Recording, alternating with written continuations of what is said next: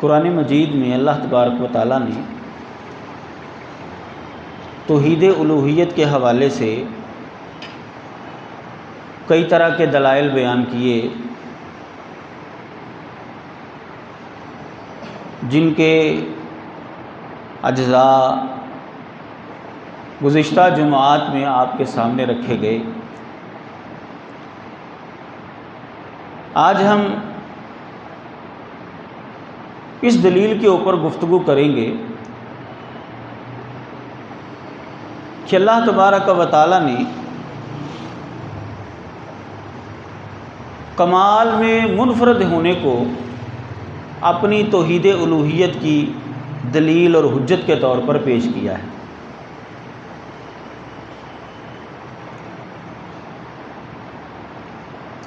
کیونکہ جس ذات کے اندر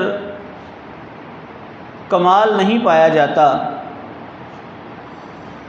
وہ ظاہر ہے ناقص ہے،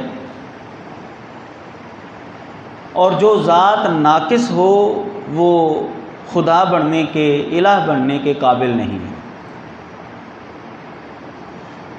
تو اللہ تبارک و تعالیٰ نے قرآن مجید کے مختلف مقامات پر اپنی کامل صفات بیان کی ہیں کہ جس کے نتیجے میں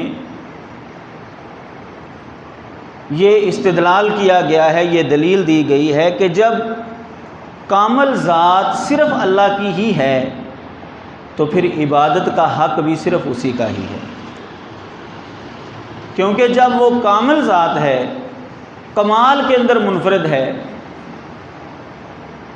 تو پھر اس کے علاوہ جن کی تم عبادت کر رہے ہو وہ ناقص ہیں، اور ناقص کا یہ حق نہیں ہے کہ اس کی عبادت کی جائے۔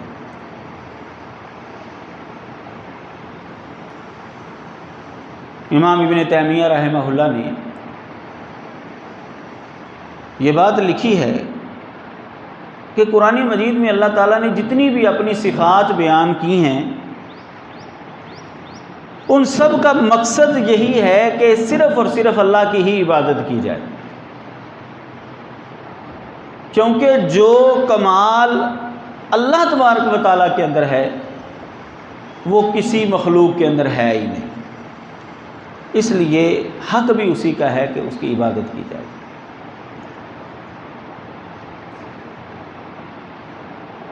اپنی توحید کے اوپر بطور دلیل اور حجت کے پیش کیا اور غیر اللہ کی عبادت سے روکا لوگوں کو۔ اللہ تبارک و تعالیٰ اپنی کمال صفات بیان کرتے ہوئے، کمال کے اندر منفرد ہونا، اس کو بیان کرتے ہوئے فرما رہے ہیں اللہ لا الہ الا ہو، اللہ اس کے علاوہ کوئی بھی معبود برحق نہیں، کوئی بھی الہ نہیں ہے۔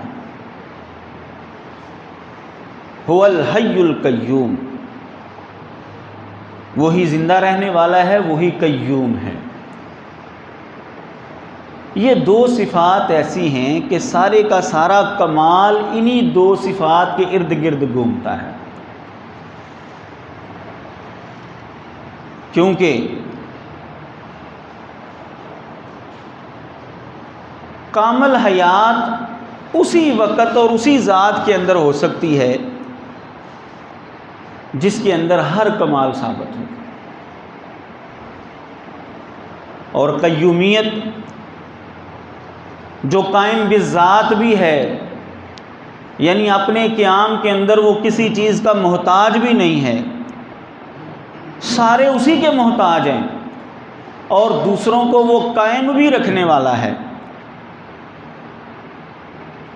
یہ دو صفات اللہ تبارک و تعالیٰ اپنی بیان کر رہے ہیں کہ یہ دو صفات کامل ترین صورت میں اللہ تبارک و تعالیٰ کے اندر ہیں، اس لیے اللہ نے اس کو توحید الوہیت کے حوالے سے دلیل کے طور پر پیش کیا، اللہ لا الہ الا ہو، کہ اللہ کے علاوہ کوئی بھی الہ نہیں ہے، کوئی بھی عبادت کا حقدار نہیں ہے۔ کیوں؟ هو الحی القیوم، اس لیے کہ اللہ ہی حی ہے، زندہ رہنے والا ہے، اور اللہ ہی قیوم ہے۔ جتنے بھی معبودان باطلہ ہیں، جتنے بھی، اللہ تبارک و تعالیٰ کے علاوہ دنیا میں جس کو پوجا جا رہا ہے، پوجا گیا ہے یا پوجا جائے گا، ان سب چیزوں کے بارے میں سارے انسان اس بات پر متفق ہیں کہ ایک وقت تھا، یہ نہیں تھی، ایک وقت ہے کہ وہ ہیں، اور ایک وقت ہوگا کہ یہ پھر ختم ہو جائیں گے۔ اس کا مطلب یہ ہے کہ ان کے اندر حی کی صفت نہیں ہے، وہ ہمیشہ زندہ رہنے والے نہیں ہیں۔ ہمارے ہاں سب سے بڑی دلیل اس حوالے سے کہ اللہ تبارک و تعالیٰ اپنی صفات کے اندر کامل ہے، منفرد ہے، اس لیے عبادت بھی صرف اسی کی ہوگی، ہم اس کو سمجھنے کے لیے سب سے بڑی دلیل جو پیش کر سکتے ہیں وہ موجودہ دور کے اندر مسیحیوں کی ہے، عیسائیوں کی ہے، کہ عیسائی لوگ حضرت عیسیٰ علیہ السلام کو خدا مانتے ہیں۔ تو جب ان کے ساتھ گفتگو ہوتی ہے، ڈبیٹ ہوتی ہے، سوال و جواب ہوتے ہیں، تو عیسیٰ علیہ السلام کی خدائی کے رد میں جو دلیل ہم پیش کرتے ہیں اور جس کا جواب ان کے پاس نہیں ہے، وہ یہ کہ بقول تمہارے اناجیل کے اندر یہ لکھا ہوا ہے کہ عیسیٰ علیہ السلام کو یہودیوں نے پکڑوا دیا رومیوں کے ہاتھوں، اور انہوں نے ان کو مارا، پیٹا، منہ پر تھوکا، کانٹوں کا تاج رکھا اور ان کو سولی پر لٹکا دیا، اور وہ وہاں پر فوت ہو گئے، شہید ہو گئے وہاں پر۔ 3 دن اور 3 راتیں جو ہیں وہ فوت رہے ہیں، پھر اس کے بعد دوبارہ زندہ ہو گئے۔ ہم دلیل کے طور پر ان سے یہ سوال کرتے ہیں کہ بتاؤ، اگر عیسیٰ علیہ السلام خدا ہیں، اگر وہ الہ ہیں، تو 3 دن اور 3 راتیں تمہاری بائبل کے مطابق وہ مردہ رہے ہیں، فوت رہے ہیں، قبر کے اندر رہے ہیں، تو بتاؤ ذرا دنیا کا نظام پھر کون چلا رہا تھا؟ کیا 3 دن اور 3 راتوں تک دنیا کا خدا جو ہے وہ مرا رہا ہے؟ دنیا کا نظام کیسے چلتا رہا ہے؟ کون جو ہے پھر دنیا کو کنٹرول کر رہا تھا؟ خدا تو 3 دن اور 3 راتیں مرا رہا۔ کوئی جواب ان کے پاس نہیں ہے۔ کیوں؟ کہ ان کی کتاب اور ان کا عقیدہ ہی یہ بات واضح کر رہا ہے کہ جناب مسیح علیہ السلام خدا نہیں ہے، کیونکہ ان کے بقول وہ 3 دن تک فوت رہے ہیں۔ اگر وہ خدا ہوتے تو کبھی بھی ان کے اوپر موت واقعہ نہیں ہو سکتی تھی، کوئی بھی ان کو پکڑ کر ان کے منہ پر تھپڑ نہیں مار سکتا تھا، کوئی بھی ان کو پکڑ کر ان کے منہ پر تھوک نہیں سکتا تھا۔ یہ سارے کام اناجیل کے اندر لکھے ہوئے ہیں، ان کے ساتھ ہوئے ہیں، تو پھر کیسے مانا جائے کہ وہ خدا ہے؟ خدا تو وہ ہے جو حی ہے، جو زندہ رہنے والا ہے، جس کو کبھی موت نہیں آئے گی، کبھی موت نہیں آئے گی، اور وہ قیوم ہے کہ جس کو اپنے قیام کے اندر کسی دوسری چیز کی ضرورت نہیں ہے۔ اللہ تبارک و تعالیٰ اس وقت بھی موجود تھا جب یہ مخلوقات نہیں تھے، زمین و آسمان نہیں تھے۔ اس کا مطلب یہ ہے کہ اللہ تبارک و تعالیٰ کو اپنے وجود کے اندر کسی چیز کی ضرورت نہیں۔ اور جتنے بھی معبودان باطلہ ہیں، خواہ وہ درخت ہوں، لکڑی کے ہوں، پتھر کے ہوں، چاند سورج ہوں، انسان ہوں، بزرگ ہوں، کوئی بھی ہو، اس کو اپنے وجود کے قائم رکھنے کے اندر دوسری چیزوں کی احتیاج ہے، وہ محتاج ہے دوسری چیزوں کا۔ اس کا مطلب یہ ہے کہ وہ کمال کے اندر منفرد نہیں ہے۔ وہ معبودان باطلہ جو ہیں، جھوٹے خدا جو ہیں، وہ اپنے قیام کے اندر دوسری چیزوں کے محتاج ہیں۔ اس کا مطلب یہ ہے کہ وہ خدا بننے کے لائق نہیں ہے۔ خدا تو وہ ہے کہ جس کو کسی کی احتیاج نہیں ہے، جو کسی کا محتاج نہیں ہے، بلکہ مخلوقات اس کی محتاج ہے۔ وہ خود بھی قائم ہے، اس کو اپنے قیام کے اندر کسی کی ضرورت نہیں، اور دوسروں کو قائم بھی رکھنے والا ہے، اور یہ صرف اللہ تبارک و تعالیٰ کی ذات بابرکت ہے۔ تو اللہ تبارک و تعالیٰ نے اپنی کمال صفات کو، کمال کے اندر منفرد ہونے کو، کہ جیسا میں ہوں ویسا کوئی نہیں ہے، اس کو بطور دلیل اور حجت کے پیش کیا ہے کہ عبادت بھی پھر صرف میری ہی کرو تم، کیونکہ جیسا میں ہوں ویسا کوئی ہے ہی نہیں، تو پھر تم عبادت اوروں کی کیوں کرتے ہو؟ ان کا حق ہی نہیں ہے کہ ان کی عبادت کی جائے۔ لیس کمثلہ شیء، اللہ تعالیٰ فرماتے ہیں کہ اللہ کی مثل کوئی بھی چیز نہیں ہے، کوئی بھی چیز اللہ کی مثل نہیں۔ مزید اللہ تبارک و تعالیٰ اپنی کمال صفات کو بیان کرتے ہوئے فرماتے ہیں هو الحی لا الہ الا هو فادعوہ مخلصین لہ الدین الحمد للہ رب العالمین۔ سورہ غافر میں اللہ تعالیٰ فرماتے ہیں وہ حی ہے، اس کے علاوہ کوئی بھی معبود برحق نہیں، فادعوہ، تم اسی کو پکارو، عبادت اسی کی کرو، دعا پکار اسی سے ہوگی، مخلصین لہ الدین، دین کو اس کے لیے خالص کرتے ہوئے، الحمدللہ رب العالمین، سب تعریفیں اللہ رب العالمین کے لیے۔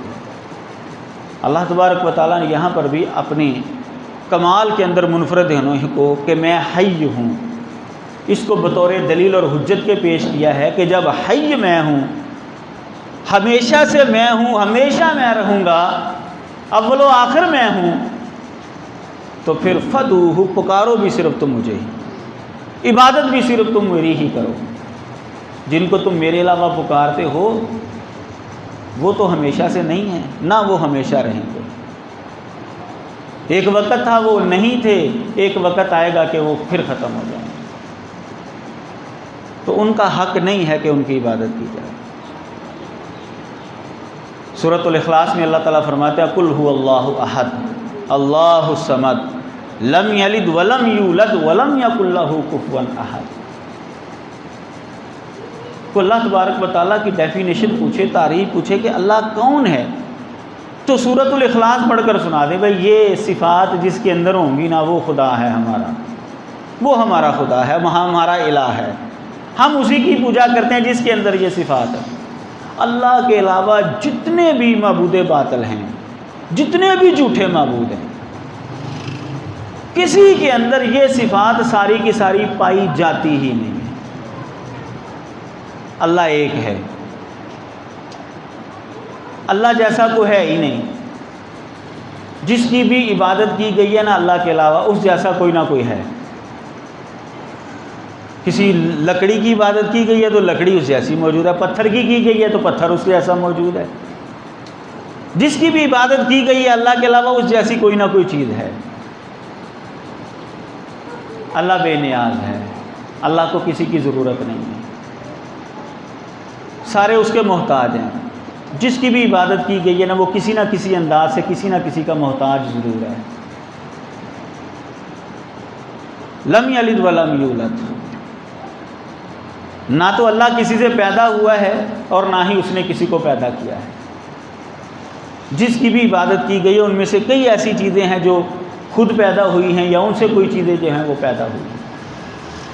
وَلَمْ يَكُنْ لَهُ كُفُوًا أَحَدٌ، اور اس کا کوئی ہمسر بھی نہیں ہے، کوئی برابری کرنے والا بھی نہیں۔ یہ صفات صرف اور صرف اللہ کے اندر پائی جاتی ہیں، یہ کمال صفات ہے، یہ اکٹھی صرف اللہ کے اندر پائی جاتی ہیں۔ جس کی بھی اللہ کے علاوہ عبادت کی گئی ہے دنیا کے اندر، ان میں یہ ساری صفات اکٹھی نہیں پائی جاتی ہیں۔ اگر ایک ہے تو دوسری نہیں ہے، دوسری ہے تو تیسری نہیں ہے، اس کے اندر نقص ضرور ہے، تو جب اس کے اندر نقص ہے تو وہ خدا بننے کے قابل ہی نہیں رہا، کیونکہ وہ خدا ہی کیسا ہے جس کے اندر نقص ہو۔ مسیحیوں کو ہم یہی کہتے ہیں کہ اگر تم حضرت عیسیٰ علیہ السلام کو خدا مانتے ہو تو کیسے یہ ممکن ہے کہ وہ پہلے پیدا نہیں ہوئے تھے، پہلے موجود نہیں تھے، ماں کے پیٹ سے پیدا ہوئے ہیں، اور ایک وقت آیا کہ ان کو دشمنوں نے پکڑا اور ان کو سولی پر لٹکا دیا تمہارے بقول، اور وہ وہاں پر فوت ہو گئے، شہید ہو گئے۔ یہ کیسے خدا ہو سکتے؟ ان کے اندر تو نقص آ گیا ہے، خدا کے اندر تو نقص ہے ہی نہیں۔ قرآن مجید میں اللہ تبارک و تعالیٰ فرماتے ہیں رب السماوات والارض وما بینہما فاعبدہ واستبر لعبادتہ ھل تعلم لہ سمیعا۔ اللہ جو ہے وہ تو آسمانوں اور زمین کا رب ہے، اور جو کچھ آسمانوں اور زمین کے درمیان ہے ہر چیز کا رب وہی ہے۔ فاعبدہ، تو اسی کی عبادت کر، واستبر لعبادتہ، اور اس کی عبادت کے اوپر مضبوطی سے جمع رہے۔ ھل تعلم لہ سمیع، کیا اس کا کوئی ہم نام اس جیسا کو تمہیں ملتا ہے؟ کوئی نظر آتا ہے تمہیں اس جیسا کو؟ اللہ تبارک و تعالیٰ جیسا کوئی ہے؟ اگر ہے تو ٹھیک ہے، پھر تم اس کی عبادت کرو، کوئی مسئلہ نہیں، لیکن تم نظریں دوڑا کر دیکھ لو، تحقیق کر لو، ساری دنیا کا چپا چپا چھان مارو، کائنات کا چپا چپا چھان مارو، تمہیں اللہ تبارک و تعالیٰ جیسا کوئی بھی نہیں ملے گا۔ جب اللہ تبارک و تعالیٰ جیسا کوئی ہے ہی نہیں، اللہ تبارک و تعالیٰ ہی کمال کے اندر منفرد ہے، کمال کے اندر اکیلا ہے، وہی کامل ہے، تو پھر عبادت کا حق بھی اسی کا ہے۔ اسی کی عبادت کرو اور اس کی عبادت کے اوپر جمے رہو، فاعبدہ، اسی کی عبادت کرو۔ اللہ تبارک و تعالیٰ نے کمال کے اندر منفرد ہونے کو بطور دلیل اور حجت کے پیش کیا ہے کہ تم نے میری عبادت کیوں کرنی ہے؟ اس لیے کہ میں کمال کے اندر منفرد ہوں۔ دوسروں کی عبادت تم نے نہیں کرنی اس لیے کہ وہ کمال کے اندر منفرد نہیں ہیں، ان کے اندر کوئی نہ کوئی نقص موجود ہے، ان کے اندر کوئی نہ کوئی خامی موجود ہے، میرے اندر کوئی خامی نہیں۔ لاؤ کو ایسی ہستی جو اللہ تبارک و تعالیٰ کا مقابلہ کر سکے، تو پھر ٹھیک ہے، عبادت کرو تم اس کی، کیونکہ عبادت کا حق صرف اسی ذات کا ہے جس کے اندر کوئی خامی اور کوئی نقص نہ ہو۔ ایک اور مقام پر اللہ تبارک و تعالیٰ فرماتے ہیں، اللہ لا الہ الا ہو لہ الاسماء الحسنی۔ اللہ تبارک و تعالیٰ ہی الہ ہے اور اسی کے سارے نام اچھے ہیں۔ اللہ تبارک و تعالیٰ کی جتنی بھی صفات ہیں، جتنے بھی نام ہیں، وہ سارے کے سارے کامل اللہ تبارک و تعالیٰ کے اندر پائے جاتے ہیں۔ وَإِلَٰهُكُمْ إِلَٰهٌ وَاحِدٌ لَا إِلَٰهَ إِلَّا هُوَ الرَّحْمَٰنُ الرَّحِيمُ لَا إِلَٰهَ إِلَّا هُوَ الْعَزِيزُ الْحَكِيمُ وَمَا مِنْ إِلَٰهٍ إِلَّا اللَّهُ وَإِنَّ اللَّهَ لَهُوَ الْعَزِيزُ الْحَكِيمُ۔ اللہ تبارک و تعالیٰ نے قرآن مجید کے اندر جا بجا کئی مقامات پر اپنی صفات کو بیان کر کے اپنی توحید الوہیت کو ثابت کیا ہے کہ میرے اندر یہ صفات پائی جاتی ہیں، لہذا الہ بھی میں ہی ہوں۔ اللہ تبارک و تعالیٰ سب سے غالب ہے، خوب غالب ہے۔ اللہ تبارک و تعالیٰ کے اوپر کوئی بھی غلبہ نہیں پا سکتا، اللہ ہی سب کے اوپر غالب ہے۔ لائیں کوئی ایسی ہستی جو اللہ کے اوپر غالب آ سکے۔ مشرکین کو یہ دعوت دی گئی کہ اللہ ہی سب کے اوپر غالب ہے، عزیز ہے، وہ اس کے اوپر کوئی بھی غالب نہیں آ سکتا۔ لاؤ کوئی ایسی ہستی جو اللہ کے اوپر غالب آ جائے۔ تو جب سب کے اوپر غالب وہ ہے تو پھر عبادت بھی اسی کی ہونی چاہیے، عبادت کا حق بھی اسی کا ہی ہے۔ اللہ تبارک و تعالیٰ نے ایک اور مقام پر فرمایا، انما الہکم اللہ الذی لا الہ الا ہو وسع کل شیء علما۔ اللہ تبارک و تعالیٰ ہی تمہارا الہ ہے، اس کے علاوہ کوئی بھی الہ نہیں ہے، وہی ہے۔ کیوں؟ وسع کل شیء علما، اللہ تبارک و تعالیٰ نے ہر چیز کو علم کے اعتبار سے گھیرا ہوا ہے۔ لے کر آؤ جس کا علم اللہ کے برابر ہو۔ موسیٰ علیہ السلام کو حضرت خضر علیہ السلام نے فرمایا تھا، صحیح بخاری کے اندر حدیث موجود ہے، جب ان کو ملنے کے لیے گئے تھے تو وہ کشتی کے اندر بیٹھے تھے، جب جس کشتی کا پھٹا جو ہے وہ کھیڑا تھا، انہوں نے قرآن مجید کے اندر بھی سورۃ الکہف کے اندر بھی اس کا تذکرہ موجود ہے۔ تو جب کشتی کے اندر بیٹھے تھے تو ایک چڑیا آئی تھی، کشتی کے کنارے پر بیٹھی، یہ صحیح بخاری کے اندر یہ تفصیل موجود ہے۔ تو وہ تھوڑی دیر بیٹھنے کے بعد اڑی، اور اڑتی اڑتی جو ہے اس نے دریا میں سے چونچ ماری، اور وہ ایک قطرہ پانی جو ہے وہ اپنی چونچ کے اندر لیا اور چلی گئی۔ حضرت خضر علیہ السلام نے فرمایا تھا حضرت موسیٰ علیہ السلام کو کہ اے موسیٰ، تیرا علم اور میرا علم اور ساری دنیا کا علم اللہ تبارک و تعالیٰ کے علم کے مقابلے میں اتنی ہی حیثیت رکھتے ہیں کہ جتنی حیثیت یہ چڑیا کی چونچ کے اندر یہ پانی دریا کے مقابلے میں رکھتا ہے۔ اللہ تبارک و تعالیٰ کے علم کا احاطہ نہیں ہو سکتا۔ اللہ تبارک و تعالیٰ نے ہر چیز کا احاطہ کیا ہوا ہے، ہر چیز کو علم کے اعتبار سے گھیرا ہوا ہے۔ تو اللہ تبارک و تعالیٰ کمال ہے، کمال کے اندر منفرد ہے، وہ کامل ہستی ہے۔ تو جب اللہ تبارک و تعالیٰ کامل ہستی ہے، کمال کے اندر منفرد ہے، اس جیسا کوئی ہے ہی نہیں، تو پھر عبادت کا حق بھی اسی کا ہے۔ اللہ تبارک و تعالیٰ فرماتے ہیں میرے علاوہ کوئی بھی الہ نہیں ہے، میرے علاوہ کوئی بھی معبود بننے کا حق نہیں رکھتا۔ کیوں؟ کہ میں نے ہر چیز کو علم کے اعتبار سے گھیرا ہوا ہے۔ لے کر آؤ جن کو تم میرے علاوہ پکارتے ہو، کوئی ہے ایسا جس نے ہر چیز کا علم جو ہے وہ رکھا ہو؟ کسی کے پاس سارا علم نہیں ہے، کسی کے پاس سارا علم نہیں ہے، صرف اللہ تبارک و تعالیٰ کے پاس سب علم ہے۔ تو اللہ تبارک و تعالیٰ ہر چیز کے اندر کامل ہے، اس لیے اللہ تبارک و تعالیٰ ہی عبادت کا حق رکھتا ہے۔ واللہ الذی لا الہ الا هو عالم الغیب والشہادہ هو الرحمن الرحیم۔ اللہ وہ ہے کہ جس کے علاوہ کوئی بھی معبود برحق نہیں، وہی غیب کو جاننے والا ہے اور حاضر کو جاننے والا ہے۔ غیب کا علم بھی اللہ تبارک و تعالیٰ کے پاس ہے، کسی کے پاس غیب کا علم نہیں ہے۔ جب اللہ تبارک و تعالیٰ غیب کو بھی جانتا ہے، حاضر کو بھی جانتا ہے، اسی کا علم جو ہے وہ سب سے زیادہ ہے، کامل ہے، اس جیسا علم کسی کے پاس ہے ہی نہیں، تو پھر عبادت اوروں کی تم کیوں کرتے ہو؟ فرمایا اللہ وہ ہے کہ جس کے علاوہ کوئی بھی الہ نہیں، لا الہ الا ہو، اللہ کے علاوہ کوئی بھی الہ نہیں۔ کیوں؟ وہ عالم الغیب والشہادہ، اس لیے اللہ کے علاوہ کوئی بھی الہ نہیں کہ اللہ ہی غیب اور حاضر کو جاننے والا ہے۔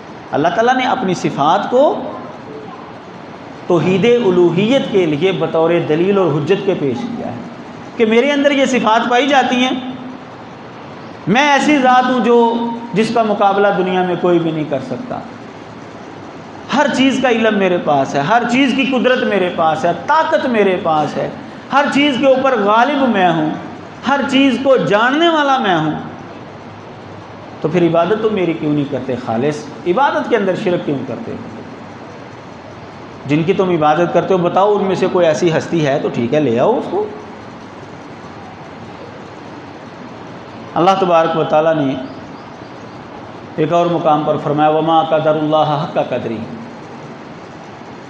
اصل میں انہوں نے اللہ تبارک و تعالیٰ کی قدر جانی ہی نہیں، ان کو پتہ ہی نہیں کہ اللہ تبارک و تعالیٰ کیا ہے۔ والارض جميعا قبضته یوم القیامہ، قیامت والے دن ساری کی ساری زمین اس کے قبضے میں ہوگی۔ والسماوات مطویات بیمینہ، اس کے دائیں ہاتھ میں آسمان جو ہیں وہ لپیٹے ہوئے ہوں گے۔ سبحانہ وتعالی عما یشرکون، اللہ تبارک و تعالیٰ نے اپنی قدرت اور طاقت بیان کر کے، اپنی کاملیت بیان کر کے اپنے سے شرک کی نفی کی ہے کہ قیامت والے دن زمین بھی میرے قبضے میں ہوگی، آسمان بھی میرے دائیں ہاتھ کے اندر لپیٹے ہوئے ہوں گے۔ تو اللہ تبارک و تعالیٰ پھر شرک سے پاک ہے۔ پھر یہ کیسے ہو سکتا ہے کہ اللہ جو ہے وہ اپنے ساتھ کسی اور کی عبادت کی بھی اجازت دیتے ہیں؟ یہ نہیں ہو سکتا۔ اللہ تبارک و تعالیٰ نے قطعاً اجازت نہیں دی ہے۔ جب اللہ تبارک و تعالیٰ زمین و آسمان کو اپنے قبضے میں کر لے گا، آسمانوں کو لپیٹ لے گا اپنے دائیں ہاتھ کے اندر، وہاں پر ساری مخلوقات جو ہے وہ دیکھ رہی ہوں گی، جن کو تم اللہ کے علاوہ پکارتے ہو وہ بھی وہاں پر اللہ سے ڈر رہے ہوں گے۔ اللہ تبارک و تعالیٰ کی قہاریت وہ دیکھ رہے ہوں گے، جبروت وہ دیکھ رہے ہوں گے، اللہ تبارک و تعالیٰ کی صفت کو دیکھ رہے ہوں گے، اللہ تعالیٰ کی کامل طاقت کو وہ دیکھ رہے ہوں گے، تو وہ بھی وہاں پر ڈر رہے ہوں گے۔ تو کیسے تم ان کی عبادت کرتے ہو؟ ان کا حق نہیں ہے کہ عبادت کی جائے۔ عبادت صرف اور صرف اللہ کی ہی ہوگی، اللہ کے علاوہ اور کسی کی عبادت نہیں۔